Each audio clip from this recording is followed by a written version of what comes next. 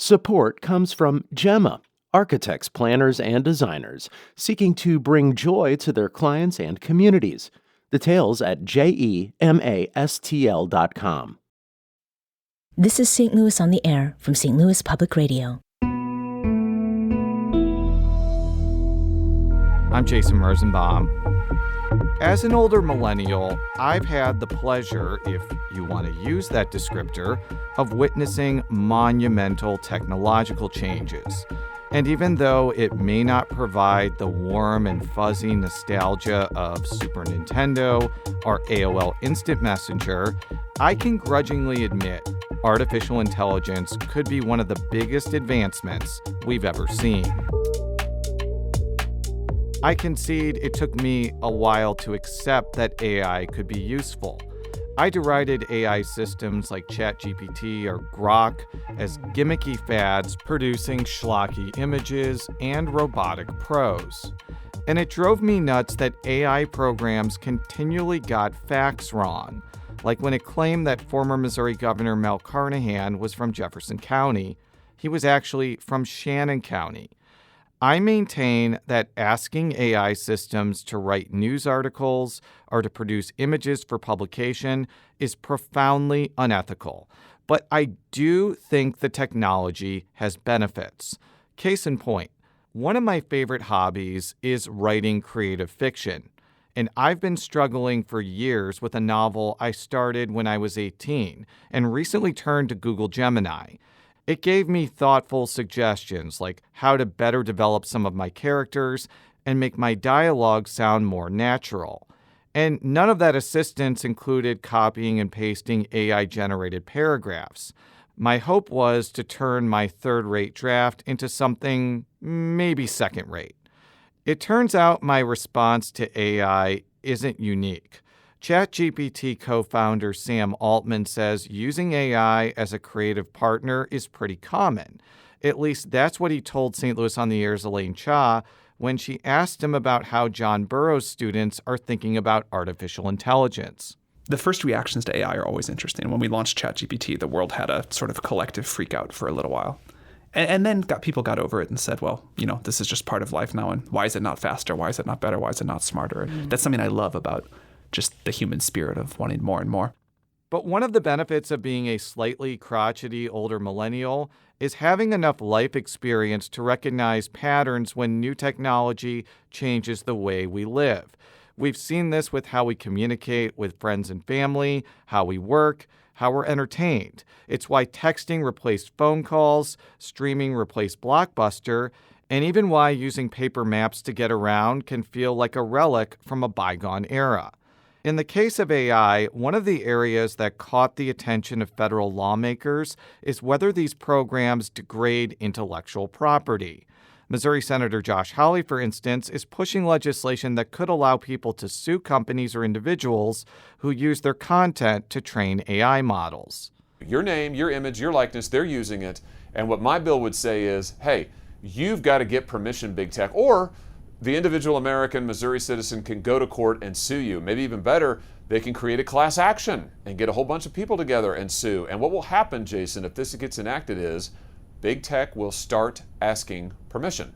And if enough people say no, they'll start offering to compensate. And that is as it should be. But Hawley's idea is not going to face an easy road. President Donald Trump is much more amenable to big tech's leaders. And, no surprise, many of them don't like the idea of placing statutory guardrails around AI. And some tech barons have a downright hostile approach to intellectual property laws. St. Louis native Jack Dorsey, who helped start Twitter and Square, contends there shouldn't be any intellectual property laws. He says they stifle innovation. Interestingly, Altman, who has praised Trump for how his administration has handled AI-related policy, said during his St. Louis on the Air interview that he doesn't see regulating artificial intelligence as negatively as other bigwigs in the tech world.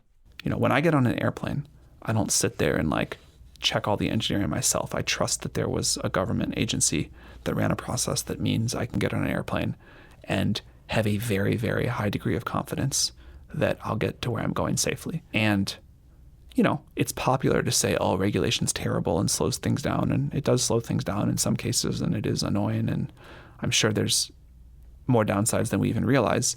But it is nice that when you get on that airplane, you trust that it's going to be safe. Joining us to talk more about the debate about whether AI regulation is stifling our vital is Oliver Roberts. Roberts is the co-director of the WashU Law AI Collaborative and an adjunct professor of law teaching courses at the intersection of artificial intelligence, policy, and law. Oliver, welcome to the Politically Speaking Hour on St. Louis on the Air. Happy to be here, Jason. Thanks for having me. Now, before we dive into the confluence between AI and governmental regulation, we should probably define what we're talking about here. When we talk about artificial intelligence programs like ChatGPT, Google Gemini, Grok, what are these things? What do they do? Yeah, these are computer systems that are able to complete tasks that would otherwise take human capabilities, human problem solving. And to listeners, that probably sounds like a very amorphous definition. And that's one of the big problems in AI regulation. It is defined differently. You could Google definition of AI, you'll probably get 10 different definitions. And looking state to state, even how it's being defined, it's different. I ask because this type of technology, to some, has been around for a while. Friend of the show, and full disclosure, my sister-in-law, Jackie Todd, writes, most of the AI I've worked with in entertainment has been rebranded machine learning, and that was a rebrand in and of itself. I like Grammarly, but some of its suggestions aren't grammatically correct either, and that was glorified Clippy to begin with. Clippy, of course, is the classic computer avatar that shows up in Microsoft Word asking to solve your word processing problems. Is my dear sister-in-law right? Is AI of today just an advancement of prior technology? AI has been around for a long time, dating back to the 1950s, 60s. You even had the first AI chatbots that you could chat with back in the 1960s. It was a very rudimentary Q&A. You type something, you get an automated reply. But yes, AI has been around for decades. What has really changed in the past couple of years is the proliferation of generative AI. That's an AI system that could generate new content, new images, new text, new videos, and now it's just publicly available. So that's the big difference, the proliferation and the fact that it's providing economic value and it's free to a wide range of users worldwide. We want to hear from you. Have you used AI in your daily life, and do you have concerns or optimism about how it could affect our future? Give us a call at 314-382-8255. That's 382-TALK. I'd like to get your take on Senator Josh Hawley's legislation that would allow people to sue companies or individuals that use their content to train AI models. Listener Kathy Johnson seems to like the idea. As she wrote on Instagram, absolutely need tight guardrails and slow release into business, education, and personal areas. No personal information used without legal permission. What do you think of Hawley's proposal? Yeah, so this bill was introduced back on July 21st. It's officially called the AI Accountability and Personal Data Protection Act. What it really focuses on protecting individual personal identifiable information, people's names, email addresses, biometric data, login information. So it really hones in on that. It doesn't necessarily touch on the broader copyright debates that are making their way through the court. So I do think this is a very focused and potentially beneficial for protecting people's individual rights. And it creates a federal cause of action, so an individual person can go into court and vindicate their rights if a tech company takes someone's data without the proper permissions. On the other side of it, the argument is that if tech companies have to go and get express permission from every single individual person and therefore data point, then it's going to slow down the growth of artificial intelligence and potentially stunt the US's AI development vis-a-vis other countries that we are geopolitically adverse to, such as China. There, you mentioned kind of the debate about, I think, copyright and AI, because that was the subject of a Senate committee hearing in July. In fact, it featured an appearance from David Baldacci, who has written several dozen books, including Absolute Power. And he made this point about intellectual property during his opening remarks. Basically, the gist of his message was that AI companies would guard against anybody taking their copyrighted intellectual property and using it for profit, why would you use a different standard for authors or people who use music or things like that? Yeah, so this is an ongoing debate, and it's currently making its way through the courts. We now have over 48 copyright lawsuits, and they all have different iterations. You have some of these cases involving Getty Images suing AI companies for using their copyrighted images. You have individual authors, Mike Huckabee, former Arkansas governor, Sarah Silverman, a comedian. These people suing because their books have been used for AI training. So all these cases do have their own nuances. And what really complicates it is the affirmative defense that's being used by these AI companies is fair use.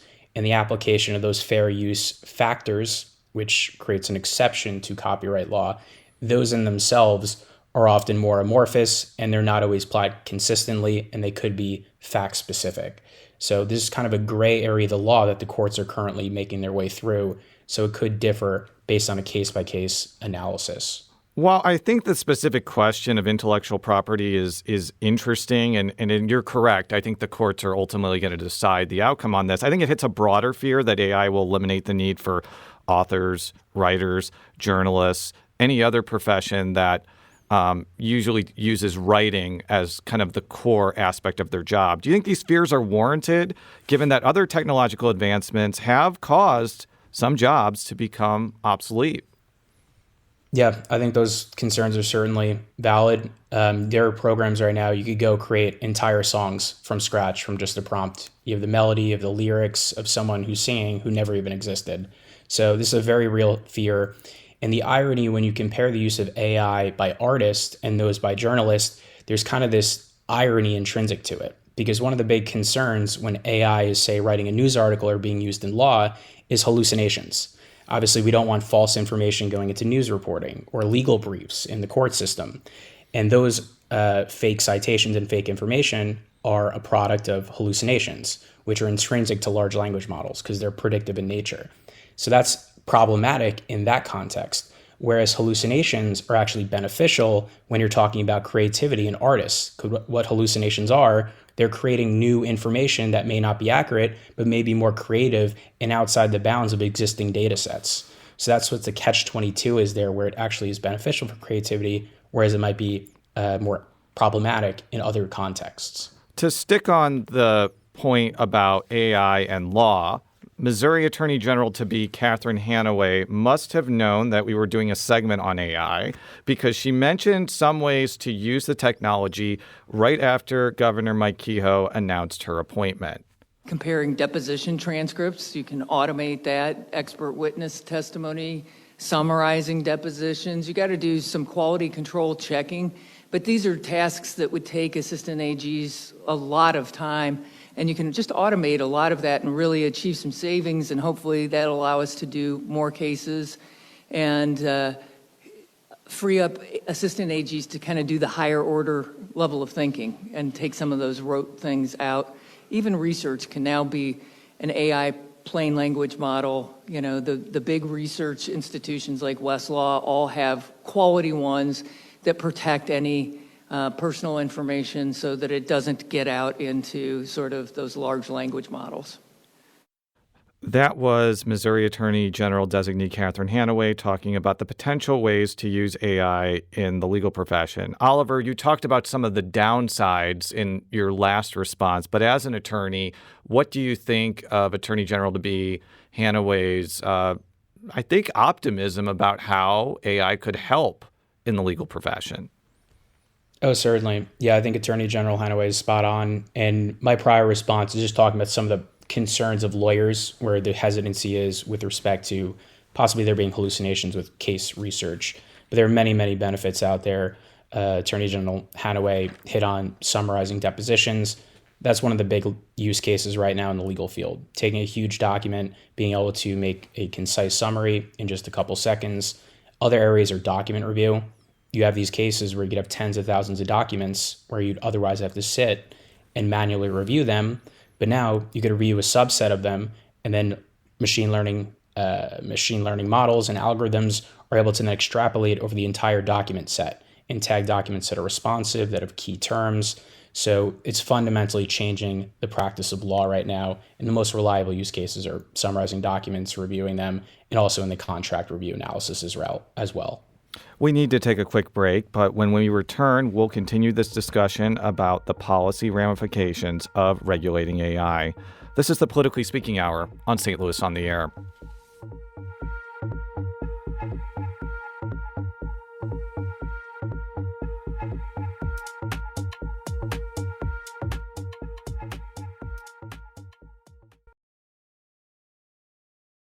Welcome back to the Politically Speaking Hour on St. Louis on the Air. I'm Jason Rosenbaum. We now return to our conversation with Oliver Roberts of the WashU Law AI Collaborative about how policymakers should approach artificial intelligence. And we're going to bring a new voice into the conversation, St. Louis Public Radio's environmental reporter, Kate Grumke. Kate is not only reporting on the environmental impact of artificial intelligence expansion, but as we'll explain, she's also used AI for a story that will be published on Monday. Kate, welcome to the Politically Speaking Hour on St. Louis on the Air. Thanks for having me. Kate, one of the biggest criticisms I see online is that AI is wasting electricity and water. Can you talk about why AI would need so much of both of those things? Yeah, so AI has these data centers that are basically buildings that house the computing power behind the system. And there are data centers all over the place. Here at St. Louis Public Radio, we have what I might consider a data center in our server rooms. So these have existed for a long time, but the scale of them that involves the AI systems is just gigantic. So to put this in perspective, last year, Ameren's largest customer had a peak electricity load of 32 megawatts. In Kansas City, there's a Google data center that's being built that is going to be around 400 megawatts. So these are just humongous increases in the amount of electricity that might be needed. And then on top of that, these systems get pretty hot. And so they also use water to cool them. And so that's another way that people are worried this might affect the environment. We've seen some of this public backlash in an unusual place, St. Charles County, usually a place that is seen by many people as a conservative bastion and is not like, I guess environmental issues may not be top of mind in the stereotypical fashion, but there was huge opposition to a data center there, so much so that the company involved pulled the permit and is actually thinking about, and now St. Charles is actually thinking about banning these for a year. What happened here and why were people so upset? Yeah, so there's a data center that is being proposed to be built in St. Charles near Highway 370. And there's a lot that I don't know about this project. So we don't know what the peak load of electricity is going to be for it. We don't know who it's for. We know who's building it, but we don't actually know who the end user is. And that's because this is all pretty secretive and there are a lot of NDAs that have been signed. And so the community that lives near where this site is proposed to be was very upset and has been showing up to public meetings to protest the data center. And so they did pull a application for a permit. And so now it's looking like they might come back with a revised proposal, but the city council in St. Charles is going to vote on a 1-year moratorium on new applications for data centers. Oliver, what do you make of people expressing alarm about what these data centers, how they impact the environment? Because that seems to be a real widespread criticism of AI pretty much everywhere. Yeah, so definitely a complicated issue. And one of the biggest issues with respect to evaluating the environmental effect of AI is just a lack of disclosures from the companies themselves. We really don't have much data into what the server sizes are, what the cooling methods are, what are the optimization techniques that these AI companies are using. So when you talk about the environmental impact, it goes beyond even just data centers and the water used and the electricity to run them, but also how these servers are being run, when they're being run. Google just a couple of days ago came out with their own methodology, doing their own evaluation of their own use of AI. And they looked at their energy use in data centers, how much water they use, the carbon footprint of running their models. And they claim to say that they've dropped now their carbon footprint by 33 times. And 44 times over the past year, they've dropped their median per prompt energy use. So these AI companies say they're optimizing their techniques and being better for the environment, but given the fact we don't have great methodologies, we don't have a lot of data from these companies, it's really tough to assess. Let's go to Tom from Maplewood, who has an example of AI use and was not as enthusiastic maybe as my novel editing processes. Tom, welcome to the Politically Speaking Hour on St. Louis on the Air. Thanks.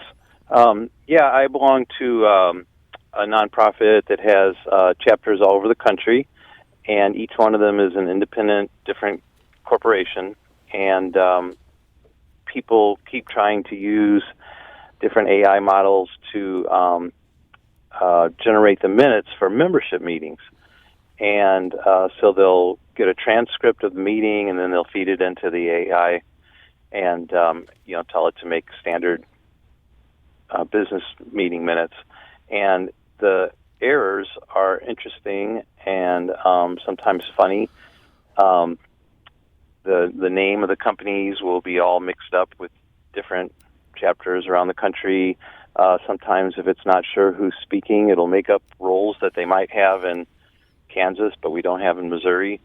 And I think the main take-home is something a lot of people are learning right now is that you have to proofread and edit anything that these AI tools spit out. You can't just take it and pretend that you actually did your own minutes in this case. But it's really kind of a catastrophe if it does give you a starting point for your minutes, but there are a lot of errors and a lot of hallucinations in that context. Tom, thank you so much for your comment. Oliver, I'll go to you. While I think that Google Gemini has done a really good job in my experience, not only with my fiction hobby, but also reading documents for my job, I have seen instances where it gets information completely wrong. Like, for instance, when I put my novel through ChatGPT, since my main character's name is Scott, it thought it was Scott Pilgrim versus the World fan fiction, which it was definitely not. So can you kind of talk about why sometimes AI gets basic facts wrong when you ask it a question or ask it to do something? Yeah, so it's an intrinsic feature of large language models right now. Large language models are trained on huge data sets, billions of data points, and what they're essentially trained to do is predict the next most likely word. So, for example, let's say a bunch of articles from the New York Post, New York Times, Wikipedia, Reddit, they'll constantly say the capital of the United States is Washington, D.C., and that'll be in all these articles, all these books throughout human history. So it'll be very clear to a large language model, because it's seen all these data points, that obviously knows the capital of the United States is Washington, D.C. So that's what it's doing, predicting the next most likely word. Where a lot of hallucinations will happen is when there's a lack of training data. And this happens in the legal context very often, because a lot of state cases and district court cases at the federal level are not in this training data because they don't make their way on the internet. So they're not in the data pool that large language models were trained on. So when there's a lack of predictable data, then that's when the LLM is just going to fill in the next most likely word, which is a lower probability of being coherent and accurate. And that's when you get false information. That is one of the theories of hallucinations. These still are considered black boxes. Even Claude, that is Anthropic, the makers of Claude, they issued an internal study on their own large language model a couple months ago, and they start off the study by saying, we don't fully understand how large language models work. And that's coming from the people who actually make these large language models. So, Kate, I believe you've actually talked with a person who was recently on the show, State Representative Colin Wellenkamp, a Republican from St. Charles County, about the prospect of regulating artificial intelligence on a state level. What have you heard from him? Yeah, so I ran into him at the open house in St. Charles for this data center, and I asked him what he thought about it, and he said, I don't have enough information to have an opinion yet. So he said there are good data centers and bad data centers, and he doesn't know what type of data center that one is because there's so much secrecy around the project. But he said that this is something that the legislature is definitely going to be talking about in the next session. He's part of the Missouri Future Caucus, which is tasked with coming up with policy recommendations for AI, and so he said they're going to be taking a look at this. There was a provision in the One Big Beautiful Bill that would have barred states, I guess, in general, from regulating AI. I don't know if it would have included regulations on whether these data centers get built, since I guess that's more of a local governmental responsibility. But Oliver, that idea didn't make it into the final version of the bill. I think you've written about this topic. What do you kind of think about the idea of not letting state governments regulate this technology? Yeah, so that federal preemption debate kind of came out of nowhere to a lay observer, but this really built up over the past couple months dating back to December. So in December, DeepSeek was released, their more advanced model, and DeepSeek is China's leading large language model. I believe it has like a whale as a mascot or something like that, or I might be mixing it up with something else, but continue. Exactly. Yes, it's the whale. So the whale came onto the scene in December of this past year, and then they launched a new advanced model in January. And the relevance of this is the fact that the US for a long time thought we were the sole leader in AI, but China quickly came onto the scene. They claimed they were able to train this model for a fraction of the cost that we've been investing in Microsoft and OpenAI and Google. But now China was up there with us in having the best large language models. So the AI debate then became a matter of national security, became a geopolitical issue, and that's when these AI companies started pushing for federal preemption. Because in all these different states right now, there's over 1,000 pending AI regulations, and these companies are going to have to navigate potentially 50 different frameworks of regulation. And these AI companies say that's going to kill our ability to expand and grow and compete with China. So they were able to lobby and get in this provision that would put a 10-year moratorium on state AI laws. Basically, what that means is in that one big, beautiful bill that was passed by Congress and made it to the Senate, no state could regulate AI for 10 years. Even on environmental issues. Would that include, there were some. Yeah, continue. But I want you to, I do want to chime in and ask you, did it include environmental regulations or energy regulations?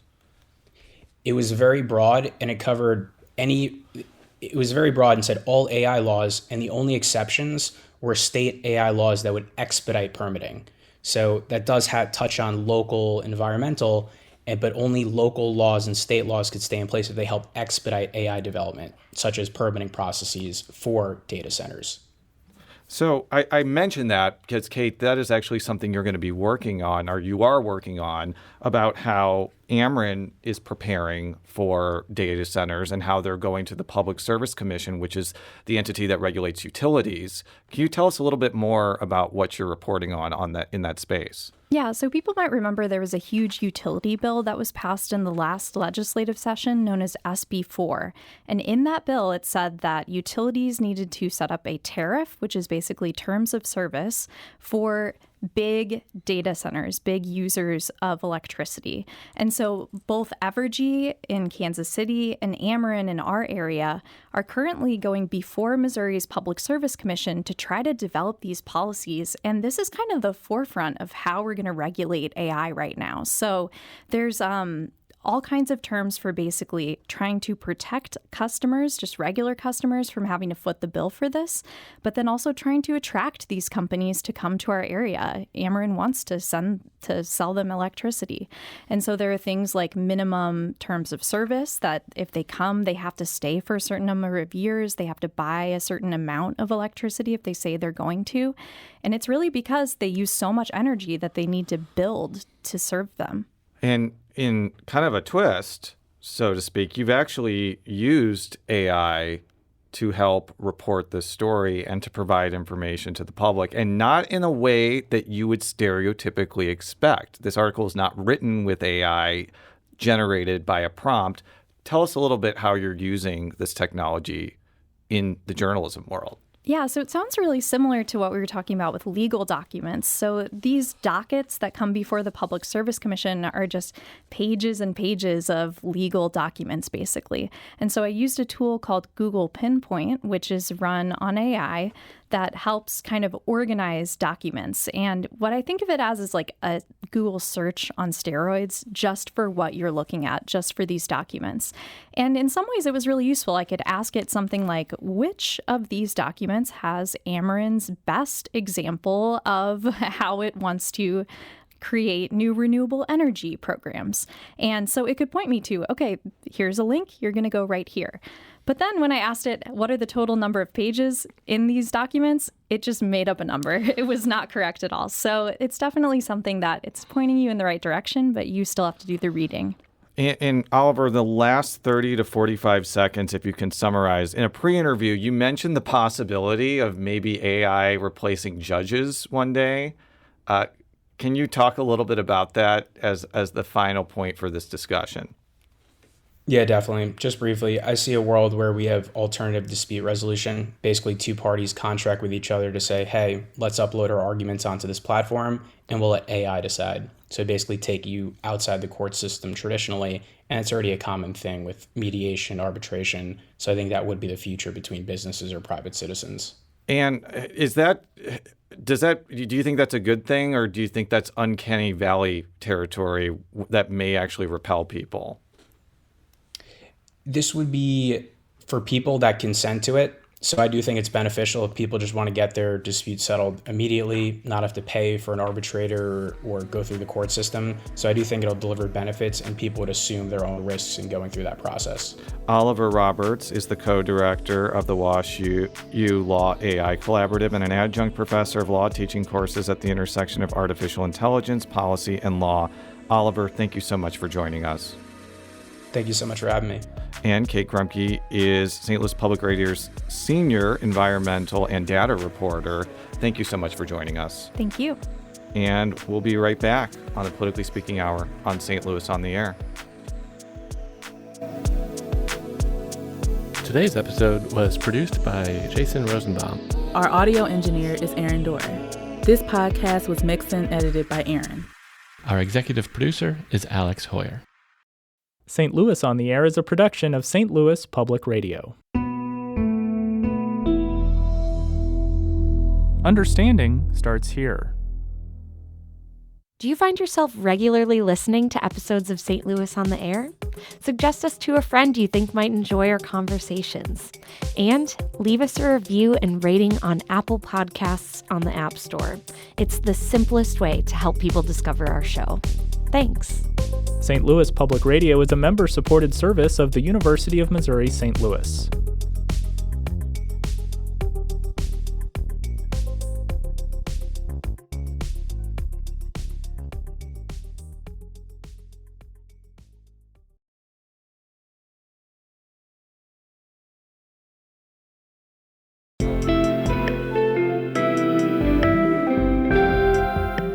The Gateway brings you the day's news each weekday from around the St. Louis region and the state capitals in Jefferson City. Our schools are accredited.